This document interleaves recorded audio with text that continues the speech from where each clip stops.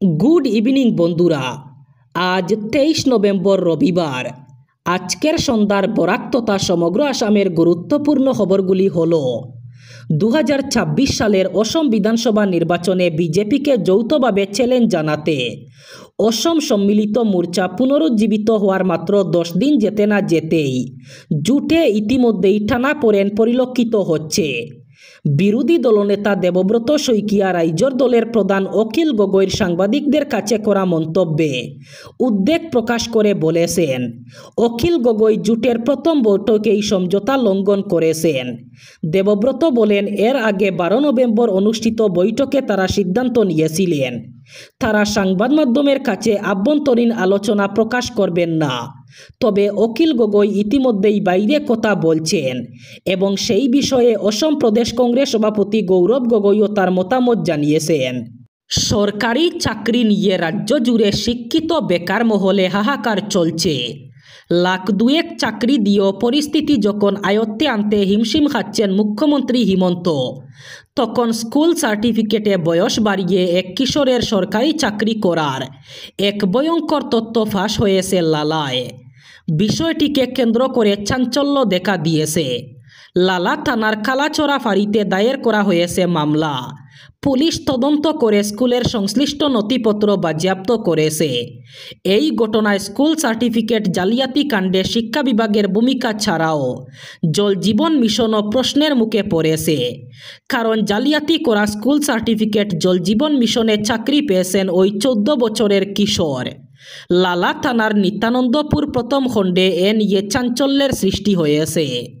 এক ভয়ঙ্কর অগ্নিকাণ্ড ঘটল উদারবন্দে। উদারবন্দের 56 হাল চা বাগান এলাকায় একটো বসতবাড়ি ও মুদি দোকান সম্পূর্ণ ভস্মীভূত হয়ে যায়। রবিবার সাত সকালে সংঘটিত এই ঘটনায় ব্যাপক ক্ষয়ক্ষতির পাশাপাশি স্থানীয়দের মধ্যে আতঙ্ক ছড়িয়েছে। জানা যায়, সকাল আনুমানিক 5টার দিকে নজরুল খানের দোকান এবং বসত বাড়িতে হঠাৎ আগুন লাগে। মুহূর্তের মধ্যে আগুনের লেলিহান শিখা সমগ্র বাড়ি এবং দোকানে ছড়িয়ে পড়ে। পরিবারের সদস্য এবং স্থানীয় জনসাধারণ আগুন দেখে আর্তনাদ শুরু করেন এবং নেভানোর চেষ্টা করেন। খবর দেওয়া হয় দমকল বাহিনী এবং পুলিশকে।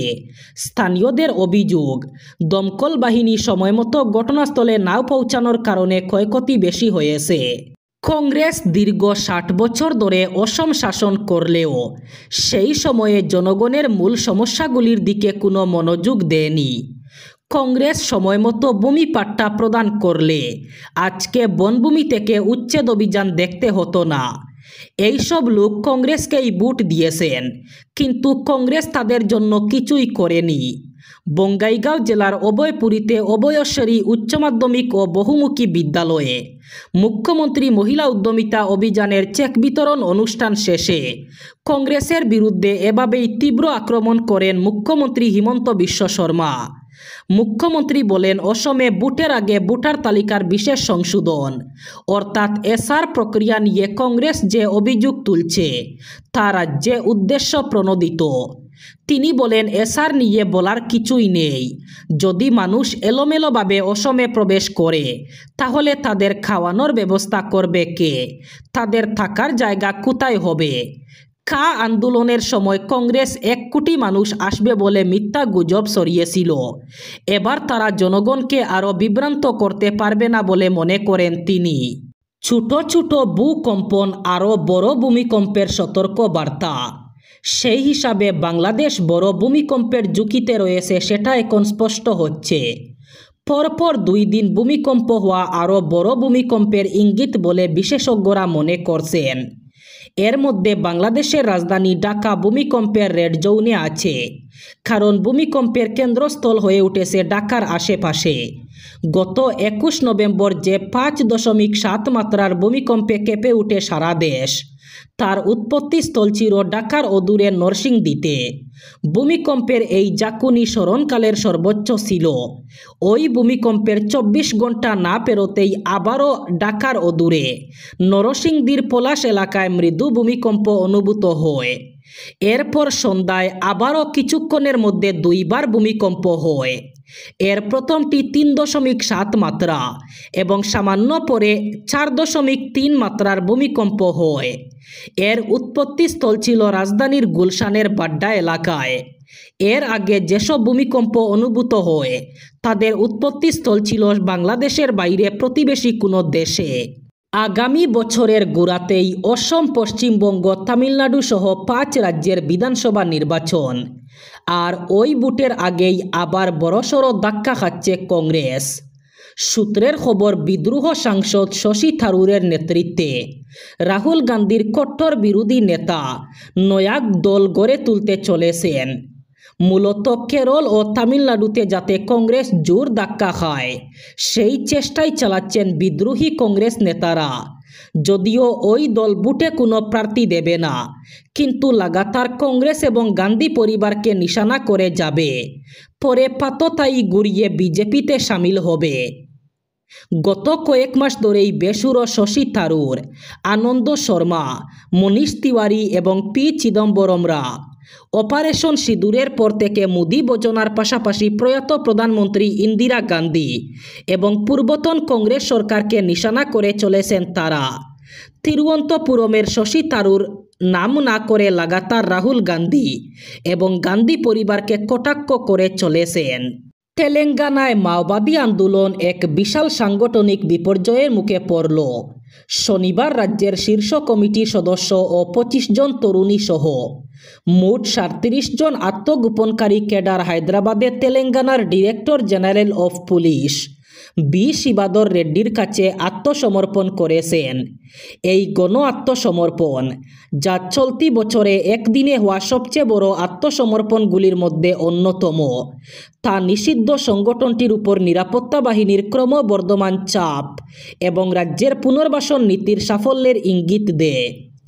গোয়েন্দা নির্ভর অভিযান এবং কঠোর দমন নীতির ফলেই মাওবাদী শিবির কোণঠাসা হয়ে পড়েছে বলে মনে করছে রাজ্য প্রশাসন। আত্মসমর্পণকারী গোষ্ঠীর মধ্যে ছিলেন মাওবাদী সংগঠনের গুরুত্বপূর্ণ মুখ। এদের মধ্যে উল্লেখযোগ্য হলেন মাওবাদীদের তেলেঙ্গানা রাজ্য কমিটির সদস্য 49 বছর বয়সী কোয়াদা সাম্বাইয়া ওরফে আজাদ এবং আপ্পাসী নারায়ণ ওরফে রমেশ। ফুটবল ফাইনাল খেলা দেখার জন্য বন্ধুর সঙ্গে বের হলে আর ঘরে ফেরা হয়নি তরুণীর। বাইক দুর্ঘটনায় মৃত্যু ঘটল স্কুল ছাত্রী লিসা জমাতিয়ার। দ্রুত গতির বাইক থেকে ছিটকে পড়ে প্রাণ হারালো লিসা। এই মর্মান্তিক দুর্ঘটনাটি সংঘটিত হয় ত্রিপুরার উদয়পুর মহারানী ফাঁড়ি এলাকায়। দুর্ঘটনার পর লিসাকে গোমতী জেলা হাসপাতালে নিয়ে যাওয়া হয় তুমুলুঙ্গের বন্ধুরা। চিকিৎসক তাকে মৃত বলে ঘোষণা করেন। মেয়েটির বাড়ি উদয়পুর কিল্লা নোয়াবাড়ি এলাকায়, যদিও পুলিশ ওই যুবককে আটক করেছে। এবার শেষ খবর। কাছাড় জেলার কাটিগড়া বিধানসভা এলাকার কালাইন অঞ্চলে পুকুরে ডুবে 2 বছর 3 মাসের এক শিশু কন্যার মর্মান্তিক মৃত্যু হয়েছে। ঘটনাটি ঘটেছে শুক্রবার। জানা গেছে, সুন্দাউরা এলাকার বাসিন্দা মায়াজুল আলীর ছোট মেয়ে মাহিরা আক্তারকে হঠাৎ ঘরের মধ্যে খুঁজে পাওয়া যাচ্ছিল না। পরিবারের লোকজন চারদিকে খোঁজাখুঁজি শুরু করেন। পরে বিকেল 4:30টার দিকে ঘরের সংলগ্ন পুকুরে বাসনান অবস্থায় মাহিরাকে দেখতে পান তারা। তৎক্ষণাৎ শিশুটিকে উদ্ধার করে কালাইন সিএইচসিতে নিয়ে যাওয়া হয়, তবে সেখানে কর্তব্যরত চিকিৎসক তাকে মৃত ঘোষণা করেন। খবর পেয়ে ঘটনাস্থলে ছুটে আসেন কাটিগড়ার সার্কল ম্যাজিস্ট্রেট ডক্টর রবার্ট টলর। তিনি প্রাথমিক তদন্ত শেষে শিশুটির দেহ ময়নাতদন্তের জন্য শিলচর মেডিকেল কলেজ ও হাসপাতালে পাঠানোর নির্দেশ দেন।